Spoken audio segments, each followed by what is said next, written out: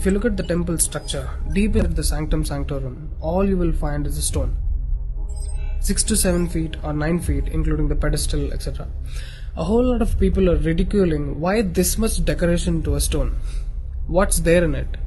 How can you worship this dumb stone as God? To all the idiots who are ridiculing idol worshipping, let's talk science, okay? What is it? It's a rock. What is rock? Rock is made up of metals and minerals.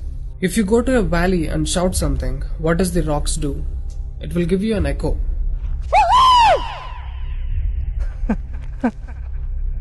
It's an open place. The sound travels, hits the rock and throws it back. This phenomena is called echo and it's scientifically proven, everybody knows it. Depending on how loud you send the sound waves, accordingly rocks will throw back an echo. Every rock, that's why you will hear 2-3 sounds at different intervals. Visually you cannot see what's happening, but you can hear it. This is in open space. Imagine if you're doing it in a closed place. What would be the amount of echo? Obviously much more than the open space. Let's get inside the temple. You will find a linga or a statue made of a rock. And it's placed in a closed wall structure with a Galigopuram on the top. That means a pyramid structure with a tip pointing to the sky. There will be no ventilation. Tight packed and covered with stone walls to a precision where even the light cannot enter. Now people send some sounds to the rock. Not just today, it's been practiced since thousands of years. They are sending some sounds to the rock continuously, right from the morning to afternoon to evening till night, every day. We all know that sound has a form. To all the lower IQ people, I'm going to show you a few experiments where particles form different patterns and forms due to various types of sounds. I saw a beautiful music video in this channel in which they show how water, fire, particles respond to the sound. It's an incredible experiment, you must watch it. It is a film to describe to you the effect of cymatic frequencies. Now, 72% of your body is water. 12% is earth, 6% is air, 4% is fire, and the remaining is space. Don't you think this sound has an impact on your system?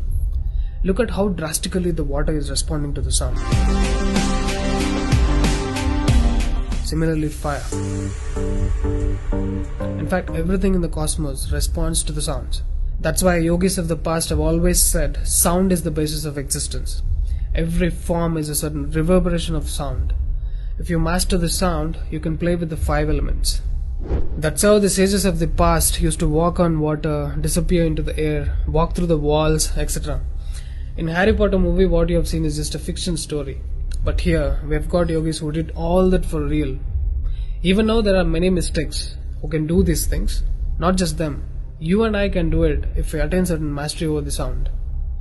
You need a perception beyond the senses to do that. For that, you need to do a different level of sadhana.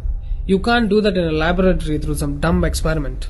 All those who tried either ended up neurotic or died an utter failure.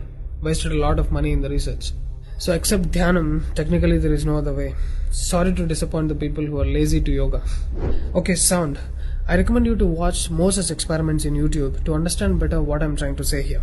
Inside the temple, they chant some mantras. What happens is, the sound will touch the stone and bounce back in different directions.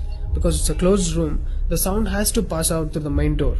And whoever is standing in front will be completely soaked in that energy. Now, what do they chant? Vishnu Sahasranamam in the morning and Lalita Sahasranamam in the night. There is Shivopasana Mantram, Lingastakam, Am Namah Shivaya, Nirvana Shatakam, etc., which will have different impacts on the human system.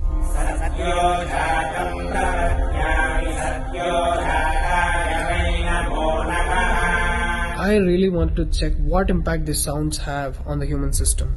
So I went to a neurosurgeon to really experiment and document the impact of these sounds on the human brain, the human system.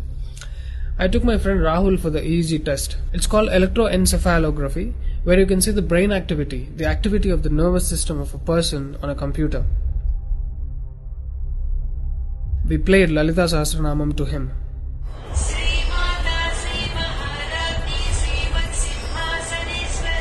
Rahul, relax your face.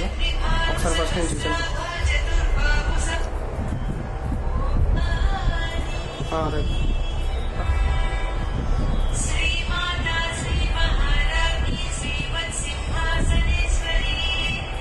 The kind of parasympathetic differences that he's getting is anonymous. Oh my god, then I understood. These sounds are engineered in such a way that the rhythm of the chant will go inside your parasympathetic nervous system and will put you into deep sleep within 3 to 5 minutes. First thing is, the chant is some thousands of years old. How could these ancient sages know that these sounds impact the parasympathetic nervous system? This they do it in the night. And in the morning they chant Vishnu Sahasranamam, the 1,000 names of Bhagavan Vishnu. And again, these sounds are engineered in such a way that it will wake you up to a peaceful and refreshing state of mind. I'm sure most of you are